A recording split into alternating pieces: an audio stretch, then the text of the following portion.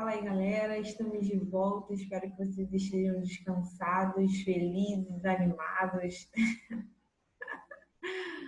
Mas eu entendo também se vocês ainda estiverem um pouquinho cansados, porque eu sei que uma semana foi muito pouco, muito rápido, né? Mas não, a gente não pode desistir.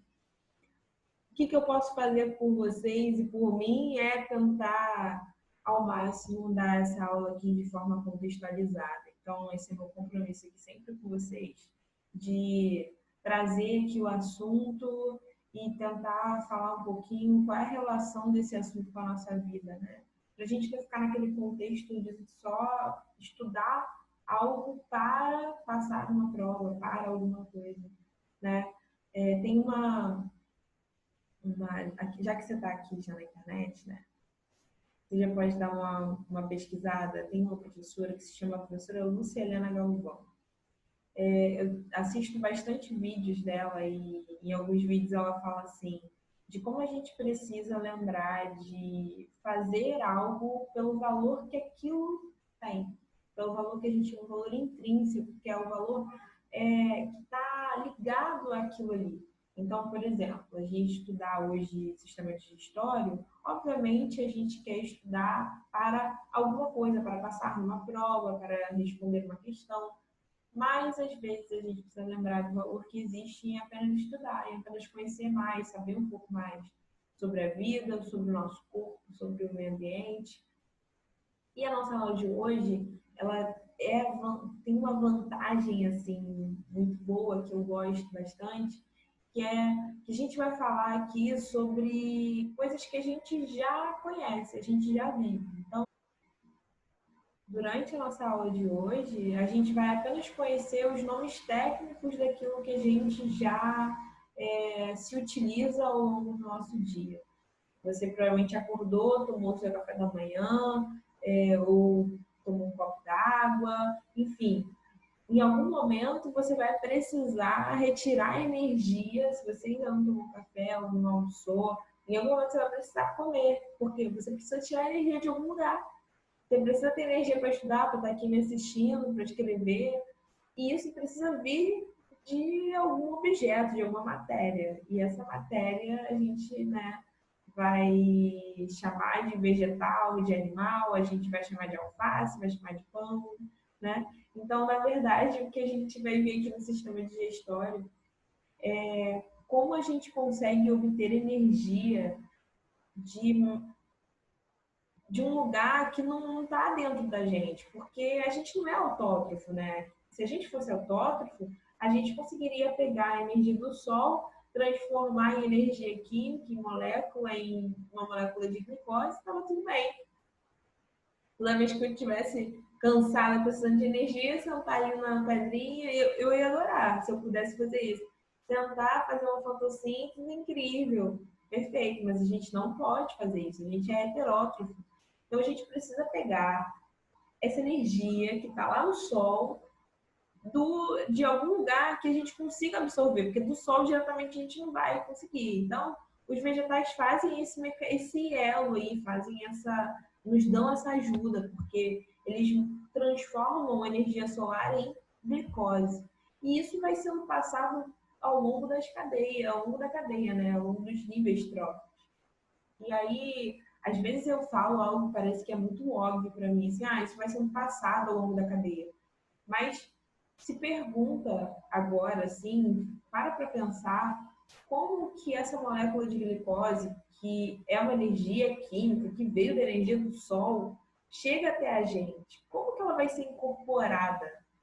Porque se a gente está falando aí de todos os organismos, de algum modo, vão apresentar um sistema ou uma capacidade de quebrar moléculas grandes em partes tão pequenas que aí nessas partes, lá naquelas ligações químicas entre os átomos, eu consigo retirar a energia, eu consigo retirar a caloria, a quantidade de energia, e aí é importante pensar nessa palavrinha, caloria, que é a quantidade de energia que está dentro de um alimento.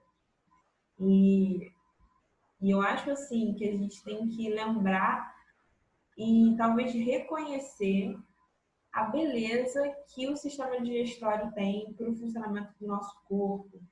Porque a gente está falando da capacidade que a gente tem de, por exemplo, comer um ovo e a gente olha para o ovo, a gente vê clara, vê gema, a gente não vê proteína. Mas o nosso corpo, quando chega lá no estômago, a gente consegue degradar aquela gema, aquela clara de tal forma que a gente consegue extrair dali a proteína. A gente consegue extrair dali no nosso, quando a gente vai ver lá no final da aula, no intestino delgado, lá de uma proteína complexa, que faz parte de uma albumina, por exemplo, que compõe o ovo, eu consigo tirar um aminoácido. E isso, galera, é assim, pode parecer ainda meio vago, mas pensa que a gente tem uma capacidade, o nosso corpo tem uma capacidade muito boa, que é reorganizar. A gente pega todos esses nutrientes do pão, da batata, da cenoura, da beterraba, a gente é como se a gente batesse tudo no liquidificador, sabe, do nosso corpo, do tubo digestório. E aí no final eu consigo tirar dali e reorganizar e montar outras moléculas de proteínas, outras moléculas de glicose. É um grande quebra-cabeça que aquelas peças ali podem ser organizadas de acordo com a minha necessidade. Então, se eu quero produzir moléculas lipídicas, hormônios, eu vou conseguir retirar o ácido graxo, o glicerol e encaminhar ele para a formação de uma molécula lipídica. Se eu quero uma proteína, sei lá, eu ingeri albumina, mas eu quero produzir creatinina, eu posso quebrar essa proteína em partes tão pequenas que eu consigo tirar só a unidade básica, o monômero, que é o aminoácido, e com isso, e às vezes até consigo quebrar o aminoácido, porque a gente tem, por exemplo, uma aminopeptidase que quebra o aminoácido e separa grupamentos aminos. Então, olha a complexidade, olha que loucura. A gente tem aí dentro do nosso corpo essa capacidade de quebrar ao máximo e extrair os nutrientes que vão ser importantes para o nosso funcionamento, para o nosso metabolismo.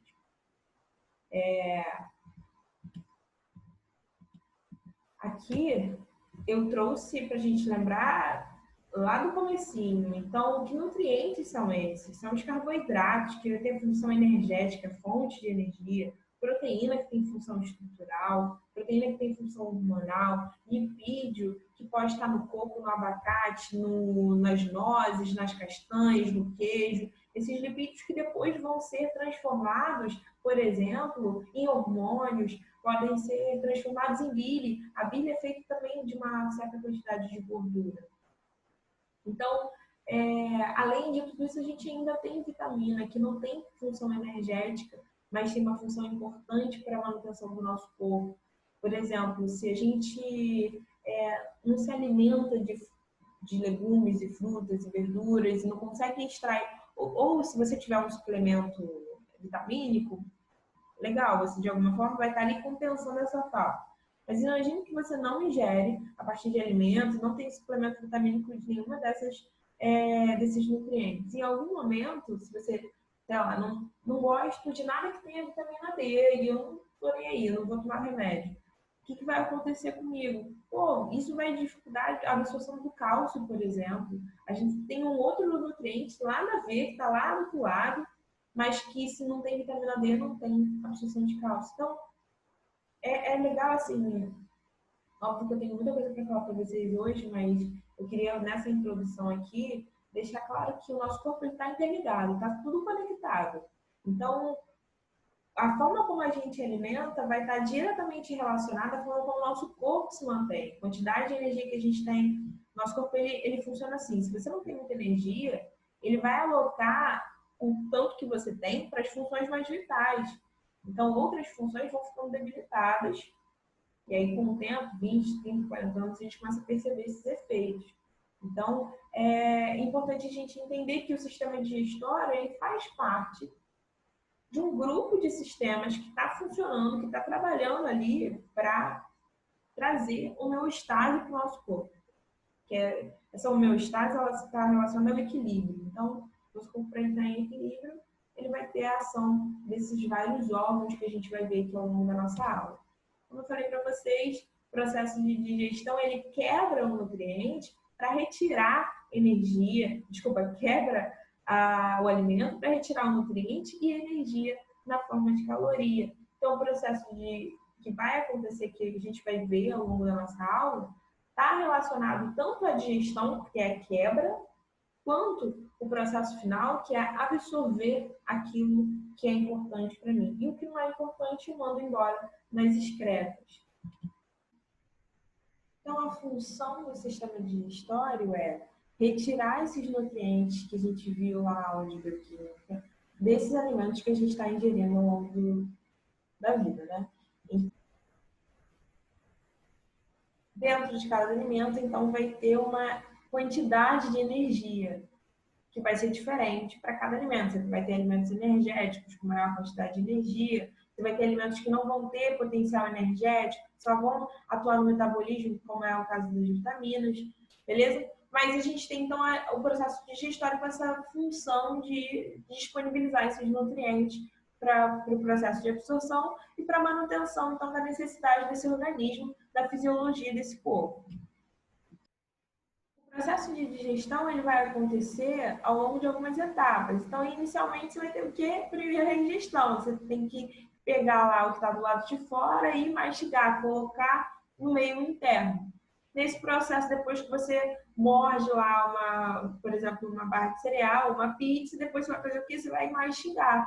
Então, esse processo de mastigação, você já está fazendo a digestão. Uma parte da digestão química, e uma parte da digestão física. Então, física de contato mesmo, seu dente, sua língua, e química com a ação das enzimas. Depois a gente tem a digestão, que vai estar acontecendo ali no estômago, no intestino. Então, você engoliu, né? O momento chegou no estômago. Nesse momento que chega no estômago, começa o processo de digestão de proteína que a gente vai ver ao longo da nossa aula. E também vai acontecer no intestino. Depois a gente vai, depois que esse alimento foi todo triturado, foi todo digerido, quebradinho, agora eu posso fazer o quê? Eu posso absorver esses nutrientes. Aquilo que não foi legal, aquilo que não serviu para nada, não consigo absorver, por exemplo, sei lá, comi uma couve, e aí sai lá uns pedacinhos de fibra nas minhas fezes. Por que saiu lá? Porque eu não tenho a capacidade de digerir celulose. Então, tudo que eu não consigo, os resíduos daquilo que eu produzi, eu mando embora na excreta. O sistema digestório ele vai ser dividido em alguns compartimentos. Isso vai ser importante. Por quê? Porque cada compartimento ele vai ter um pH diferente. E isso vai influenciar diretamente no que vai ser digerido ali naquele compartimento. Então, o pH ele vai influenciar diretamente no tipo de enzima que tem ali. Por isso que vai ser importante, porque a gente precisa saber o que vai ser digerido em cada parte. Então, por exemplo, são questões importantes que a gente precisa saber sobre o nosso corpo. Né? O que começa a ser digerido na boca? Bom, a gente vai ver que na boca a gente vai ter digestão principalmente de carboidrato, de amilase, de amido. Algumas outras estruturas do tubo digestório, a gente não vai falar sobre pH ou sobre quantidade de enzima, porque na verdade a gente vai estar falando que esses compartimentos eles servem como um transporte, como fosse ele faz parte desse tubo. A gente não tem ação química dentro. E isso é um exemplo, quando a gente pode falar da faringe, ou quando a gente fala do esôfago, tá? São partes do sistema digestório que não vão ter ação enzimática. Eles estão ali para fazer movimento peristáltico e facilitar esse processo de deglutição e de chegada do alimento até o estômago. Então, a gente vai dividir aqui o sistema digestório em algumas principais assim, partes, tá? Para poder facilitar o nosso estudo. Aqui a gente tem um panorama geral do sistema digestório, incluindo tubo e glândulas anexas. Então, a gente pode olhar aqui, ó. A gente tem aqui, primeiro compartimento, que é a boca, né? E dentro da boca a gente vai ter algumas estruturas muito importantes que a gente vai falar a seguir. A partir do momento, então, que a gente tem a descida do alimento, né? Passa, então, pela faringe, passa pelo esôfago. Aqui a gente está rolando vários movimentos peristálticos e a gente vai ver o que são esses movimentos peristálticos mais para frente. Depois que esse alimento passa do esôfago, ele chega até o estômago. que é um compartimento bem importante, principalmente para nós seres humanos, né? A espécie humana. A gente tem uma função que é desempenhada pelo estômago, que é uma função importante, que é de degradação da proteína. A gente, obviamente, vai ter no intestino também um processo de degradação, mas só que aí a gente já está falando de moléculas menores de proteína. Imagina que a gente está falando, então, que no estômago a gente tem lá os polipeptídeos, que são aquelas proteínas super grandes e complexas. Quando elas chegam no intestino, elas já chegam um pouquinho menores, e isso já facilita a ação enzimática das enzimas que estão ali no intestino delgado. Então, assim, o estômago ele vai ser muito importante, porque ele vai apresentar também uma barreira de proteção e, beleza, daqui a pouco eu vou falar mais dele. Vamos lá. Senão eu conto tudo do estômago agora. Saindo do estômago, então, o alimento ele vai chegar no intestino e lá no intestino ele começa a receber uma série de informações e de sucos mesmo, né? A gente vai ter uma ação assim em conjunto do intestino, do pâncreas, do fígado, né, e da vesícula biliar, porque todos eles vão trabalhar nesse momento, porque agora a gente vai uma fase importante para a degradação de lipídios. Então, percebe que eu comecei falando, né, que digerimos amido na boca, proteína no estômago e no intestino agora a gente vai digerir tanto amido, proteína, mas a gente acrescenta esse lipídio. E é por isso que aí vai ter a ação do pâncreas e a ação do fígado, que a gente vai ver logo mais à frente também, na produção de suco pancreático, na produção de bile, tudo isso para facilitar o processo de digestão, tá? Todo mundo aí trabalhando unido para poder o seu corpo funcionar e tá bem. Então, todas as estruturas aqui a gente já falou. Então, vamos partir agora para cada uma dessas estruturas, beleza? A gente vai falar um pouquinho do processo agora de digestão que está acontecendo dentro da nossa boca. Ali está acontecendo dois processos, né? Como eu coloquei aqui, digestão física e digestão química. Física no processo de trituração dos nossos dentes. Então, que a gente às vezes não grava. Os nossos dentes, eles são separados, né? São classificados, na verdade, de acordo com uma função diferente. Então, a gente tem lá os incisivos, os caninos, premolares, os sisos, cada um com uma função. Um com função de rasgar, outro com função de triturar, outro com função de amassar. Então, a gente tem aqui uma estrutura muito eficiente para poder quebrar mesmo esse alimento o máximo que der para facilitar esse bolo alimentar de ser deglutido, né? Depois que os nossos dentes, eles, na verdade não depois, mas em conjunto a esse processo, né, que está acontecendo de mastigação, a gente vai ter também a ação da nossa língua, tanto distinguindo os sabores, quanto estimulando a produção de saliva. Então, quando você tem a entrada dessas moléculas nessas células gustativas, nessas papilas gustativas, isso você tem um estímulo da produção de saliva que vai ser liberado pelas glândulas salivares. E é isso dá continuidade a esse processo, porque não adianta só mastigar pra caramba.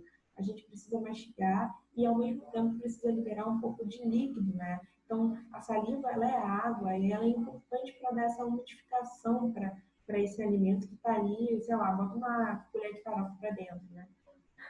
Então, assim, você vai precisar mandar essa saliva, essa água, para justamente amolecer isso aí e você conseguir engolir. Junto com essa água, a gente tem também enzimas digestivas. Então, a gente tem, por exemplo, a pitialina ou amilase salivar, que é a enzima responsável pela degradação do amido.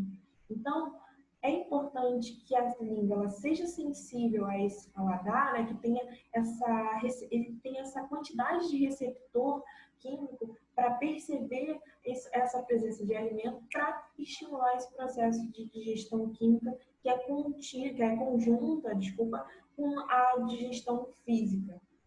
E uma outra coisa importante também para se falar da saliva é que dentro da saliva a gente tem alguns íons que mantêm justamente o pH da boca. Então, quando você tem a alteração do pH da boca, primeiro que você vai ter uma diminuição na digestão do amido, né? Porque lembra que a gente está falando de enzima, A gente tem que lembrar que a enzima ela é aquela proteína que é enjoadinha, assim, que só quer do jeito dela. Então, assim, a enzima ela não vai funcionar num pH diferente. E aí, a gente precisa saber que o pH da boca, por exemplo, é um pH neutro. Então, a amilase salivar ela vai funcionar só no pH neutro, pH igual a 7. Se esse pH é alterado, essa ação dessa enzima também é diminuída. E com isso, a gente também tem algumas disfunções. Por exemplo, se você tem uma acidez muito alta, muito elevada nesse pH, você pode ter aparecimento de cárie. Se o pH dessa boca fica muito básico, você pode ter aparecimento de tarta. Então, é sempre importante a gente estar atento para manter esse pH aí da nossa boca para ter uma saúde bucal, né? Como eu falei para vocês, a gente tem glândulas que são responsáveis pela produção da saliva, né? A glândula parótida, sublingual, submaxilar. Então, só para você saber que a gente está falando aí de uma estrutura bem complexa, né? Com um monte de gente trabalhando aí dentro da boca, né? E aí, então, quando a gente precisa saber diferenciar o seguinte: quando a gente está falando então de trituração a partir dos dentes, a mastigação, isso é físico. Químico é sempre ação enzimática, tá bom? Por isso que a gente fala que na boca acontecem esses dois tipos de digestão. E aqui, lembrando a questão do pH, então, pH ótimo para ação da putialina é 7, que é o pH neutro. Nessa imagem a gente consegue perceber essas tonsilas, essas papilas gustativas, essas células gustativas que a nossa língua tem. E se você parar para analisar, é uma estrutura com requintes de tecnologia, né? Porque você vê aqui, ó, a gente tem aqui estruturas extremamente rápidas e que conseguem distinguir o sabor, assim, se é doce, se é salgado, se está apimentado, se está muito cítrico. Então, assim, a gente consegue ter uma percepção muito grande a partir da nossa língua e isso se deve a essas células gustativas que a gente está vendo aqui. Bom, depois, então, de tudo isso aconteceu, a gente vai ter a formação do nosso bolo alimentar, né? Tá lá misturada, tudo foi triturado com água, com saliva, com enzima, virou o bolo, agora sim você pode deglutir. Esse processo de deglutição, ele é uma parte voluntária e uma parte reflexa. Por quê? A parte voluntária é quando você fala assim, cara, vou engolir. Engolir. Essa é a parte voluntária. Mas a parte reflexa é quando esse alimento ele já passou da sua faringe e ele já está chegando no seu esôfago. Você não fica assim, engolindo, pera, gente. Não, porque no momento que você engoliu, aquilo já desceu.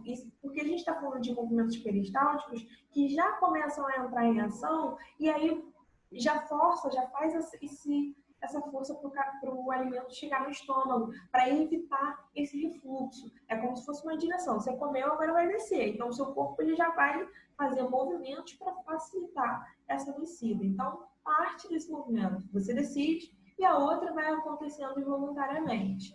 Uma parada interessante que a gente precisa ver é essa ação que a gente vai ter no momento da deglutição, que é a ação da epiglote, fechando então a faringe para não entrar o alimento nas suas vias aéreas. E é por isso que às vezes quando você come e fala ou engole muito rápido, e aí você sente aquele engasgo, porque a comida foi para o lugar errado. E aí o que você faz? Você tosse. Exatamente porque é um mecanismo do seu corpo de falar, epa, foi para o lugar errado, a comida não é aqui, faço você tossir e você consegue expelir. Quando isso não acontece, você engasga. E é por isso que você tem que fazer aqueles movimentos de pressionar aqui ou dar uns chapinhas nas costas, porque para sair dessa via aérea e ir para o esôfago e descer lá para o seu estômago e não ir para as suas vias aéreas. Então, o nosso corpo ele vai ter esses mecanismos para não deixar o alimento entrar na via aérea. Então, a epiglote ela vai trabalhar junto com a faringe nesse processo. Bom, depois, então, que o alimento passa pelo esôfago e ele vai descendo lá já naqueles movimentos involuntários, reflexos, o que vai acontecer? Esse alimento ele chega, então, até o estômago. É aqui que a gente começa a perceber uma mudança do pH, porque eu falei para vocês que lá na boca o pH é neutro, mas aqui vai ser diferente, o pH ele vai ser ácido. Então, a gente está falando de um pH menor do que 7, tá? pH entre 5, 6, beleza? É esse pH que a gente vai encontrar mais ou menos no estômago. E por que é importante a gente falar sobre esse pH? De novo, porque quando a gente fala sobre ação enzimática, enzima ela requer pH específico. Então, para digerir uma proteína, eu preciso de uma protease, ou seja, ase vem de enzima de quebra. Então, quando eu preciso de uma enzima que quebra a proteína. Então, o nome dela é uma protease. Pode ser tripsina, quimiotripsina ou pepsina, que é o caso do estômago. Então, no estômago, a gente tem uma molécula que é chamada de pepsinogênio. Ela está lá bonitinha, quietinha.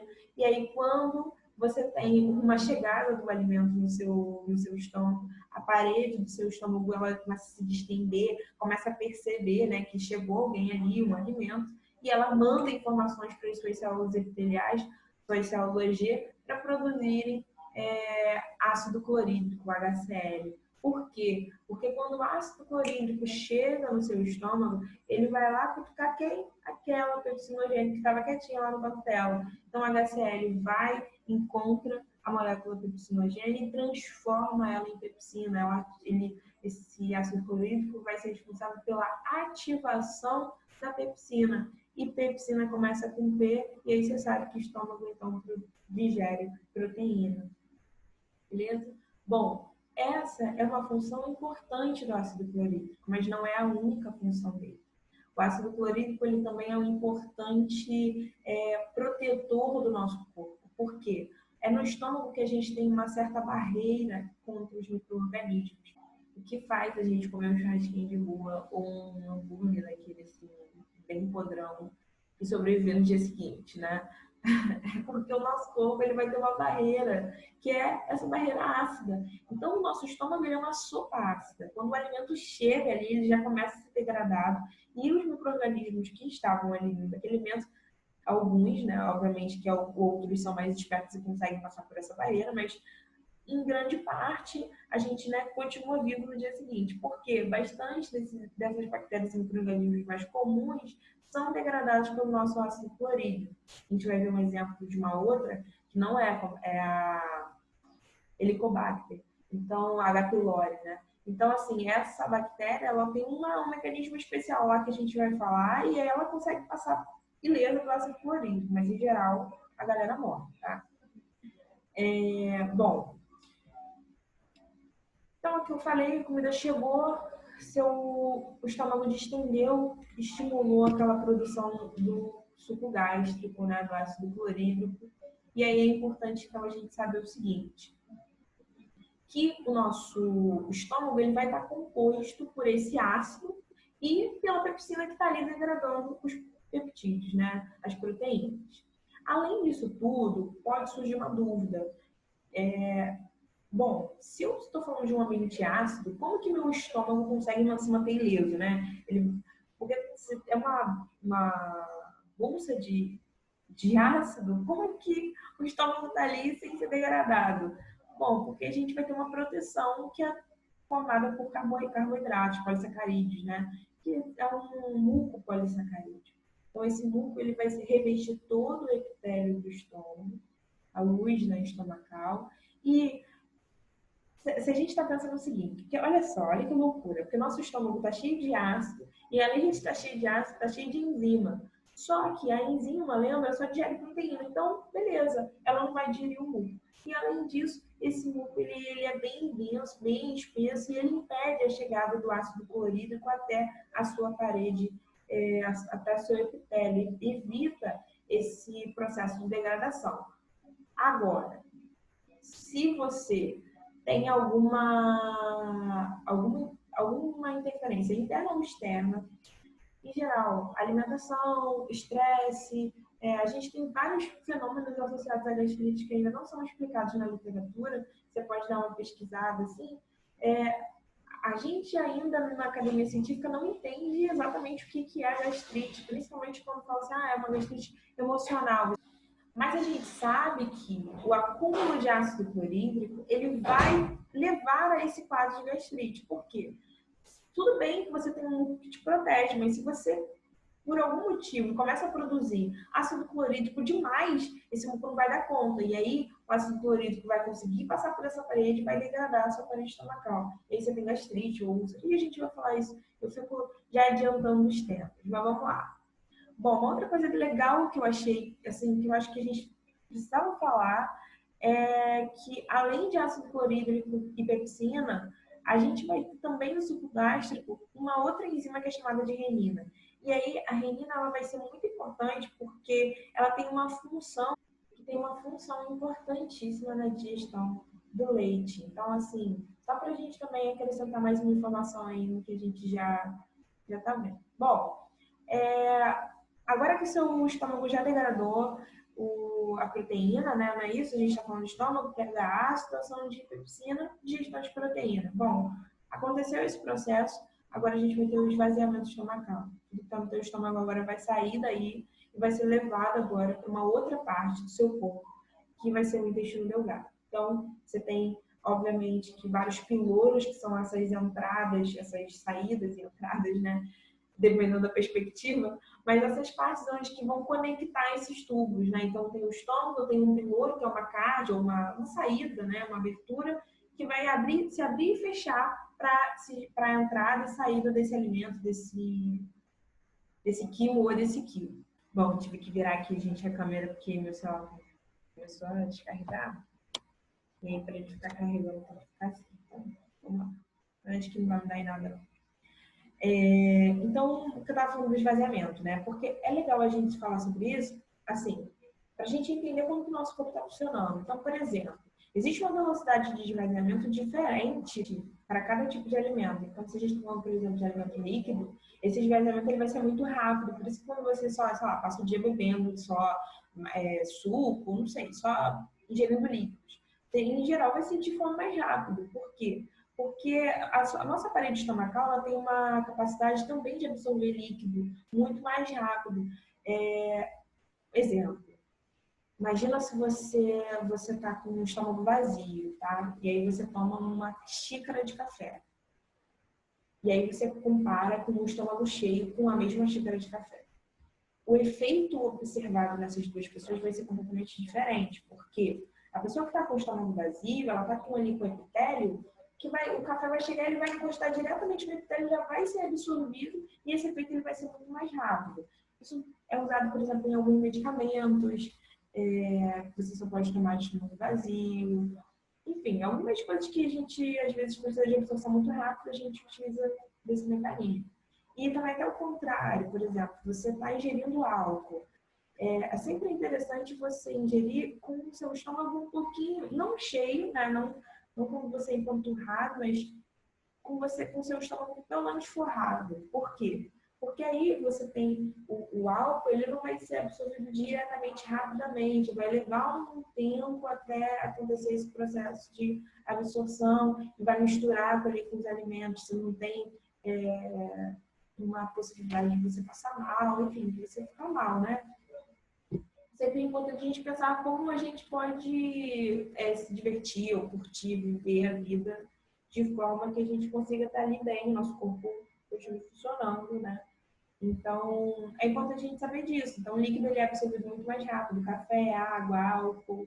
Então, o estômago vazio, isso tudo vai ser absorvido. E conforme vai ficando mais denso, mais sólido, né, isso vai sendo vai ficando mais difícil. Lembra que eu falei para vocês, a Helicobacter pylori, que é a H. pylori, ela é uma bactéria que vai ter uma capacidade muito doida, que ela perfura o muco, né, do estômago e fica ali protegidinha, ela se protege com o muco, então ela fica embaixo do muco. E aí o ácido clorídrico vem, tipo, não enxerga, assim, digere que tá ali, mas ela, como ela está protegida pelo muco, ele não consegue pegar ela, né? Então, e aí com isso a gente tem a rápida proliferação dessa bactéria. Geralmente está associada à água, a alimento contaminado, geralmente é associada à água. E, em geral, as pessoas que estão contaminadas com H. pylori podem apresentar um quadro de gastrite. Em geral, está associado. Não é, lembra que sempre pode, em geral, né? a gente não pode ser categórico, porque pode ter os seus casos de exceção que não existem. Mas por quê? Como a bactéria fica ali embaixo do muco, ela fica ali degradando a nossa parede estomacal. Ela fica ali escondida, né? E degradando a nossa parede estomacal e trazendo algumas outras alterações aí para o nosso corpo. Bom, aqui só um exemplo para a gente ver o que é a gastrite. Então, a gastrite é esse aparecimento dessas lesões, dessas erosões, ou processos inflamatórios que são gerados por esse excesso de ácido clorídrico. E aí, se a gente tem um quadro longo, né, durante muito tempo, sem tratamento, aí a gente pode ter aparecimento de úlceras, que aí já são feridas muito mais graves, né, que aí você vai precisar ali fazer uma operação, dependendo do estado da pessoa. Então, é sempre importante a gente, sei lá, né, tá atento, vai no médico, assim, pelo menos dá uma olhadinha, né, sente muita queimação, dá uma olhada, porque isso a longo prazo, a gente às vezes, hoje tudo bem, eu tô com um pouquinho de queimação, deixa pra lá e tal, e a gente não cuida, né? E isso a longo prazo, 20, 30 anos, tá? Não tô falando daqui a 5 anos. Você pode ter aparecimento dessas úlceras, e aí é um tratamento muito mais difícil, né? Legal a gente já pensar sobre isso. Uma outra coisa que eu acho interessante a gente falar também é do mecanismo do vômito, né? Por como que o vômito acontece. Porque, assim, se eu falei para vocês que a ideia é o alimento sempre descer, né? O vômito é justamente o contrário, é quando o alimento ele volta.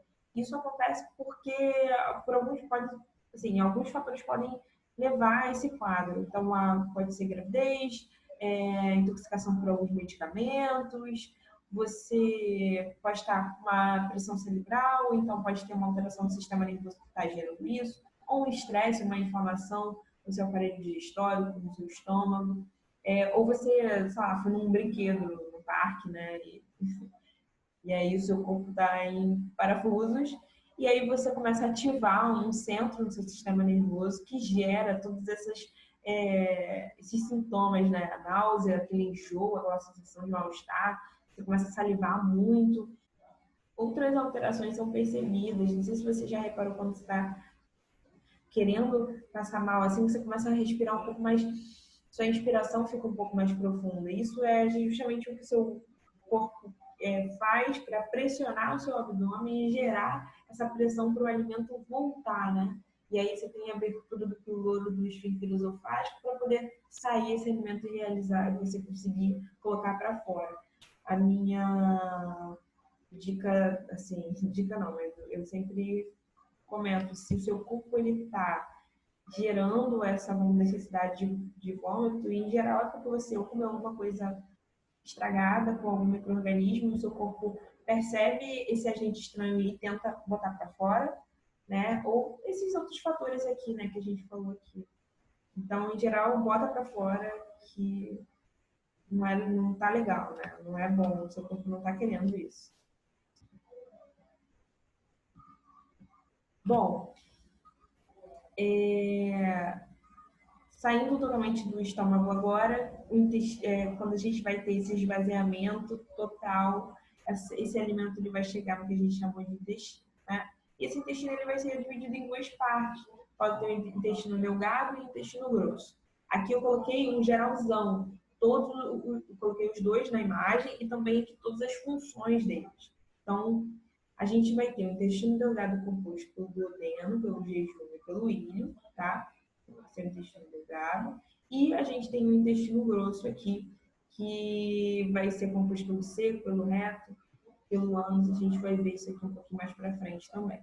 Mas a junção deles, o intestino, em geral, ele tem a função de digerir, absorver carboidrato, proteína, lipídio, vitaminas, sais minerais e água. Beleza? Então vamos lá ver. Bom, coisa importante para a gente falar de intestino delgado. O intestino delgado é onde vai acontecer o maior processo de absorção e de digestão do nosso corpo. Porque o alimento ele veio sendo degradado, então imagina, ele foi degradado lá pelo estômago, né? Quebrei proteína, só que ainda falta quebrar lipídio, lembra disso, né? Quebrou amido lá na boca, proteína no estômago, falta lipídio. Então, esse lipídio ele vai ser digerido agora nesse momento. O intestino delgado ele vai ser muito grande. Por quê? Ele precisa ser grande primeiro para acontecer esse processo de digestão e você ter um longo processo também para absorver.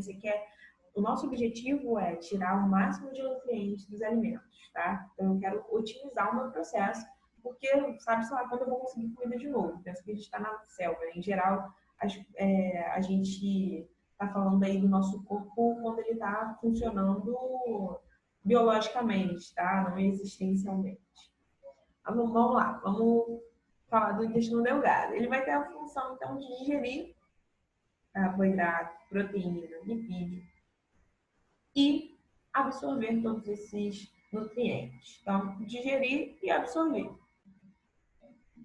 Como que ele vai fazer isso? Bom, com a ajuda, né, de glândulas anexas, que são... Primeiro, a gente tem aqui o pâncreas. Então, o intestino ele vai precisar de uma ajuda do pâncreas para poder produzir um suco que a gente vai chamar de suco pancreático. Então, o pâncreas ele é uma glândula mista, né? A gente tem uma parte endócrina que produz insulina e glucagon, e a gente tem essa parte exócrina que produz o suco pancreático. Esse suco pancreático ele vai ser liberado aqui no intestino. E esse suco pancreático ele vai ser composto por duas partes principais. A primeira é uma secreção alcalina, que é composta principalmente por íons de bicarbonato, e aí isso vai trazer a lembrança. Ó, boca neutro, estômago ácido, se a gente está falando de intestino pH igual a 8, ele é maior que 7, então ele é básico. Então, já mudou. O pâncreas, ele então vai ter essa função de neutralizar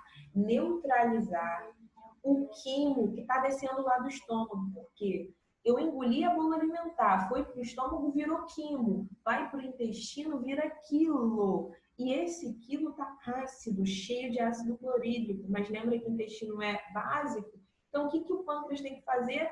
Tasca ali um pouco de bicarbonato para poder neutralizar esse quilo, que agora vai ser chamado de quilo, né? Neutraliza para poder agora eu jogar a enzima. Então, eu tasco o bicarbonato, esse bicarbonato neutraliza aquele alimento que está vindo do estômago. Agora, eu vou tascar o quê? Tasco a enzima digestiva. Para quê? Primeiro, para digerir proteína. Então, quimiotripsina, tripsina digerem proteína. Quero digerir lipídio, então eu vou liberar lipase. Quero digerir amido, e aí a gente tem aquela amilase pancreática. Então, aqui, o suco pancreático ele vai ter uma função extremamente importante ajudando aí o intestino delgado nesse processo de digestão. Além de todos esses fatores, o suco pancreático tem que ter o quê? Água. Lembra que está sempre ali umidificando a água, faz hidrólise, a água permite a quebra de algumas substâncias, então a água tem que estar em todos os lugares. Galera, uma parada interessante é a gente saber que o nosso corpo ele é controlado a partir de hormônios, né, também, além de outros fatores.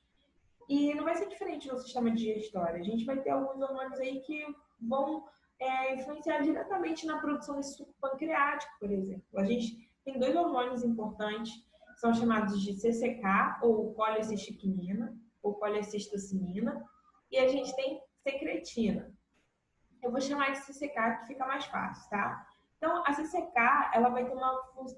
tanto a CCK quanto a secretina atuam no suco pancreático, na produção e na composição desse suco. Então, a CCK, ela vai atrasar o esvaziamento gástrico. Isso quer dizer, ela vai falar para o estômago assim, ei, para aí, não manda mais comida não, fica aí. Por quê? Porque tem muita gordura no intestino delgado. Gordura demora a digerir. Lembra que gordura é hidrofóbica, então é mais difícil digerir gordura. Então, assim, a CCK, ela vai ser liberada quando você come, por exemplo, um Burger King, ou você come aquela batata gordurosa. Comeu muita gordura, seu corpo ele vai receber essa informação a partir dos receptores nervosos, vai estimular, então, a produção de CCK. CCK chega até o pâncreas e fala assim, olha, além de tudo, além de ela ter falado com o estômago assim, para aí, não manda ninguém, a CCK também vai lá no pâncreas e fala, querido, manda mais enzima digestiva aí, por favor, porque o negócio está tenso aqui. Então, a CCK, ela fala com o estômago para fechar e não deixar o alimento descer. E, além disso, ela fala com o pâncreas para falar, ó, produz, bota mais enzima nesse suco pancreático, porque tá difícil aqui de digerir. Agora, se você vai numa churrascaria e come carne e proteína pra caramba, o pH do alimento que sai do seu estômago está extremamente ácido. E aí o que acontece? O seu intestino delgado sofre com isso, porque ele tem que estar básico. Então, quando chega aquele quimo extremamente ácido, o que o intestino faz? Estimula a produção de secretina. A secretina vai lá no pâncreas e fala assim, querido, olha só, agora eu quero que você mande mais bicarbonato de sódio. Então, CCK e secretina estão ali controlando a composição do suco pancreático. E isso vai ser importante porque a gente não se alimenta todo dia da mesma coisa. Então, nosso corpo precisa estar atento a essas variações. Então, aqui só essa setinha para dizer que quando você tem CCK e secretina, aumenta a enzima CCK, secretina aumenta o bicarbonato de sódio. Estou falando para vocês que o lipídio é difícil de quebrar pra caramba, né? Então, o intestino, além de contar com a ajuda do suco pancreático, o intestino conta com a ajuda do fígado, porque o fígado ele vai produzir a bile. Essa bile ela vai ser produzida e secretada pela bile e vai ser armazenada na vesícula biliar. Então, a bile que chega no intestino não vem direto do fígado, ela vem da vesícula biliar e isso é importante. Então, é um mecanismo muito legal que o nosso corpo tem de responder rapidamente à alteração dentro do nosso corpo. Então, caso você tenha uma refeição extremamente gordurosa, seu corpo ele não vai precisar produzir bile para dar conta daquela gordura. Ele já tem ali armazenado.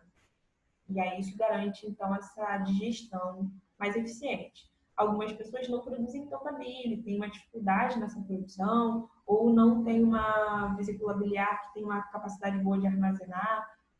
Isso vai ser visto diretamente no processo de digestão pessoal de cada um. Então, tem gente que é mais intolerante à gordura, que quando come fica muito tempo passando mal, tem crise de diarreia, isso cada um vai percebendo na sua alimentação. Mas, existem algumas pessoas ainda que precisam tirar a vesícula biliar. Então, elas não vão ter essa garantia dessa bile aí armazenada. Então, o excesso de digestão de gordura também fica mais lento e essa pessoa precisa ter uma alteração na dieta. Então, beleza. Então, o fígado, Cara, o fígado é importante pra caramba, porque além de estar secretando, sintetizando essa bile que vai ajudar o intestino, o fígado está fazendo outras coisas, está tipo desintoxicando o nosso corpo. Então você bebeu pra caramba, tomou antibióticos, o fígado está fazendo esse processo de tirar o que é tóxico e mandar embora. E além disso, o fígado ainda faz síntese de glicogênio. Ele também está associado nesse processo de metabolismo de glicose. Então, o fígado é importante pra caramba.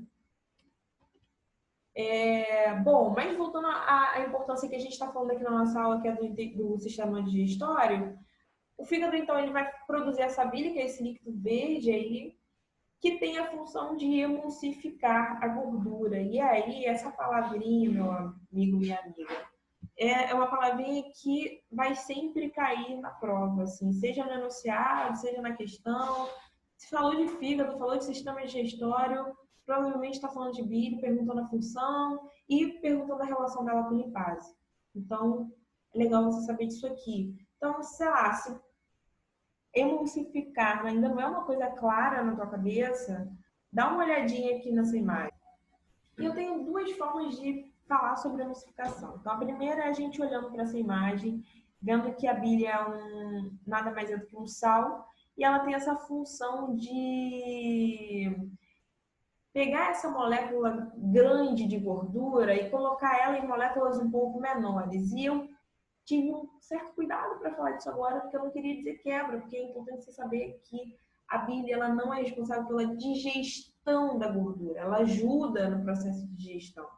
Então, tem que estar claro isso, porque emulsificar não é digerir, tá? Mas é diminuir. E eu sei que isso fica um pouco confuso, mas eu vou te dar uma ideia que vai ficar melhor. Se você já fez assim, tipo um frango frito, grelhado, sei lá. Se você nunca fez, pega um pouquinho de gordura, bota na frigideira, e depois, quando você pega lá o detergente, joga um pinguinho, um pouquinho de água e dá uma mexida. Você vai ver que aquele pingo de azeite, aquele fio de azeite que você colocou inicialmente na frigideira, agora está dividido em micromoleculinhas ali que você consegue ver de azeite, pequenininha, uma separadinha da outra, porque o detergente ele também faz o que a nossa bile faz. Inclusive, a gente está falando de certo biomimetismo, né? Quando a gente constrói alguma coisa baseada numa coisa que a gente já vê na natureza, nesse caso, no nosso corpo. Então, o detergente ele faz a mesma função da nossa bile. Ele emulsifica, diminui o tamanho das micelas de gordura. E por que isso é importante? Porque tem uma enzima que a gente já conhece, que é a lipase, ácido de enzima de quebra. Então, tem a lipase que quebra gordura. E aí, ela, quando ela vier trabalhar, agora ela não vai ter que encontrar uma micela de gordura enorme. Agora ela tem moléculas de gordura um pouco menores. Então, o trabalho dela fica mais rápido. E aí, o processo de digestão de gordura também fica mais rápido. Ou seja, na verdade, a gente está falando que a bile é como se fosse um ajudante da lipase. Ela chega, prepara o caminho e a lipase vem para realizar o processo de digestão. Então, a lipase digere, bile emulsifica. Uma questão interessante também que eu achei é que quando a gente está falando de recém-nascidos, o fígado desses recém-nascidos ele vai ter um tamanho, gente, 2 vezes maior do que no adulto. Por quê? Porque a gente está falando de um indivíduo que ainda não tem uma medula óssea, né? Quando a gente fala do embrião, ainda não tem a medula óssea completamente desenvolvida. E o fígado, como a gente viu, tem funções importantes e uma delas é a produção de hemácia. Então, conforme esse bebê ele vai crescendo, vai se tornando um indivíduo adulto, né, esse tamanho ele vai se normalizando. Mas é só uma curiosidade para a gente saber que os bebês eles têm um fígado maior do que no adulto. Né? No adulto a gente já vai ter a medula óssea, já está produzindo, já é massa, o fígado ele já não tem essa responsabilidade tão grande. Bom, não pense que acabou. Porque assim, falamos de suco pancreático, falamos de bile, mas o intestino ele vai precisar de mais um suco, que é o suco entérico. E eu gosto de falar o seguinte, escreve aí no seu caderno agora, assim, se você quiser, suco pancreático e suco entérico, um do lado do outro. Aí você vai ver que suco pancreático, ele é uma palavra maior do que o suco entérico, né? Bom, a gente vai ter chegado a essa conclusão nesse momento. Então, o suco pancreático, então, ele é uma palavra maior, ou seja, ele degrada moléculas maiores. Tanto é que a gente falou de lipase, né? Que lipídio é aquela micela, aquela molécula de gordura grande. Ou quando a gente fala, por exemplo, de amilase, amido é um carboidrato complexo e está lá no suco pancreático. Mas quando a gente vê, então, o suco entérico, que é uma palavra menor, ou seja, se o entérico é uma palavra pequena, quer dizer que nesse suco eu tenho enzimas que digerem moléculas pequenas. Vamos dar um exemplo de carboidrato e fazer a comparação. A gente tem um carboidrato complexo, molécula grande, tá? Que é amido. E a gente tem um carboidrato pequeno, que só tem 2 moléculas de glicose, que é a maltase. Perfeito? Bom, se eu estou falando de amido, que é grandão, qual é o suco que vai digerir esse amido? Suco pancreático, que é a palavra grandona. Se eu estou falando de maltase, que é carboidrato pequenininho, que só tem 2 glicoses, eu tenho que falar de suco entérico, que digere moléculas pequenas. Então, segue essa lógica.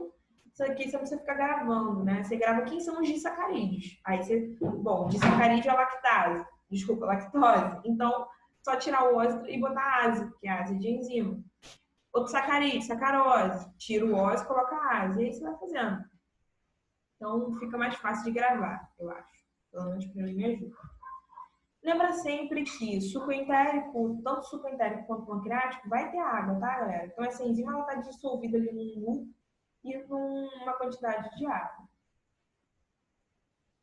Tudo isso porque a água vai ajudar no processo de digestão e também no processo de absorção. Então, o intestino delgado ele vai ter uma série de estruturas e principalmente a gente vai sempre falar das microvilosidades, né, que são as vilosidades intestinais, que são importantes para esse processo de absorção, para a otimização desse processo. Lembra que gasta energia fazer tudo isso. Já cansou, eu já estou cansada.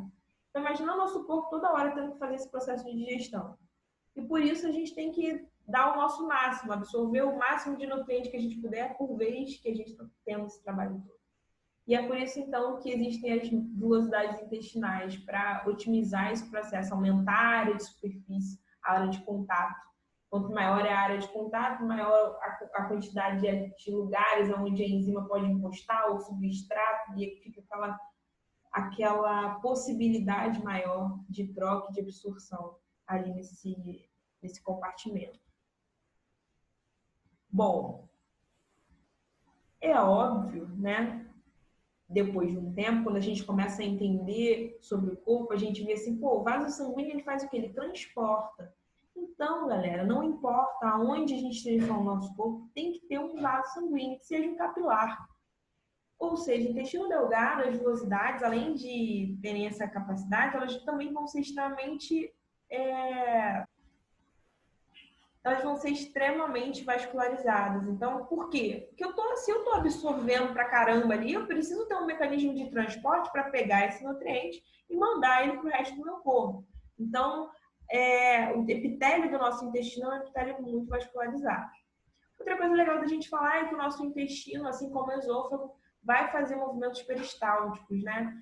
E esses movimentos peristálticos é que vão facilitando, então, essa movimentação, essa digestão, porque imagina que parede de tubo batendo com parede de tubo. Então, esse processo aqui melhora, otimiza a digestão, mas é como se fosse a mastigação, né? Só que sem o dente, só ali a musculatura pressionando.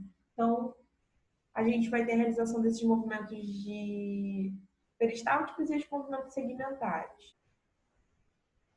Agora que a gente já digeriu carboidrato, lipídio, proteína, estômago trabalhou, intestino trabalhou, agora é um processo final, né? Que é onde a gente vai absorver o máximo de água que der. Então a gente foi lançando água, lançou suco, lançou água, agora eu preciso voltar com essa água para o meu corpo. Eu não posso. Lembra, a gente nunca elimina nada assim de bobeira de graça. E água é importante pra caramba. Então, tudo de água que eu puder reter, nesse momento eu vou reabsorver. E o intestino grosso, ele vai fazer uns movimentos de massa que ele é como se fosse apertando assim, aí, deixa eu botar aqui. Eles vão apertando assim, meio que espremendo mesmo, para tirar toda a água que ainda tem ali naquele bolo, para formar depois um bolo fecal, né? E aí é por isso que se esse alimento ele fica pouco tempo no intestino grosso, você provavelmente vai ter diarreia, porque você não teve tempo de absorver aquela água ali e formar esse bolo fecal. Ao mesmo tempo, se você tem preguiça de ir no banheiro e fica enrolando ao longo do dia, no final do dia você provavelmente sofre quando vai no banheiro, né? Por quê? Você passou esse tempo todo retendo água e aí em algum momento aquilo precisa sair. Então, eu recebi essa dica na faculdade do meu professor, que é não espere, vá, né, no banheiro quando você sentir vontade. Por quê? Primeiro, porque você está driblando o seu sistema nervoso. Você precisa esperar o próximo relaxamento, um próximo estímulo do seu sistema nervoso para a realização daquela atividade. E com isso você aumenta o tempo também que esse bolo fecal permanece no seu intestino grosso, possibilitando o aparecimento de várias doenças. Bom, o intestino grosso, ele além de fazer esse papel importantíssimo de retenção de água, é ali que a gente vai ter principalmente a nossa microbiota intestinal. E aí vamos ter uma absorção e produção de algumas vitaminas importantes, vitamina K e complexo B, tá? Então, assim, vamos dar uma olhadinha aqui. A composição, a gente vai ter lá uma diversidade muito grande, tá? De quantidade de bactérias e leveduras que a gente tem na nossa microbiota. Aqui eu coloquei alguns exemplos de espécies dominantes, espécies raras e espécies transitórias, que estão ali, que vão flutuar, né, o número de população. Mas olha só que louco! Mais de 100 bilhões de micro-organismos vivem nos nossos intestinos. Então, eu canso de falar isso assim nas minhas aulas. Tem um artigo muito legal que fala sobre o humor e a atuação da microbiota intestinal. Então, quanto que a nossa alimentação, de fato, muda assim, quem nós somos no sentido de até de alegria, felicidade, tristeza, raiva. Por isso que a gente tem até essa palavra enfesado, né? A pessoa que está ali com fezes mesmo. Porque quando você tem uma desbiose ou, sei lá, uma alteração dessa microbiota, o seu corpo todo sente. Vai deixar de absorver um certo tipo de vitamina, vai deixar de absorver, de produzir outros tipos, e isso interfere no metabolismo completo do seu organismo. Aqui estão exemplos dessas alterações que a gente pode ter. Por fim, a gente fala aqui do controle hormonal. Então, a gente até falou sobre secretina e colecistectina.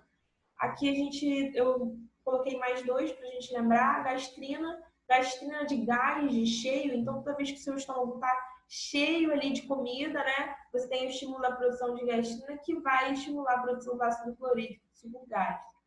A enterogastrona vai ser liberada pelo intestino e ela vai ter o órgão-alvo que é o estômago, inibindo a motilidade desse compartimento. Bom, galera, essa foi a nossa aula de hoje. Eu espero que você tenha conseguido entender um pouquinho mais sobre o funcionamento do seu corpo. E a gente vai fazer alguns exercícios e isso vai ficar também um pouquinho mais claro, assim, de como que as provas cobram, né? Legal, a gente entendeu agora a parte teórica e agora a gente vai aliar essa parte teórica com a parte mais prática. Beijinho, espero vocês na próxima aula.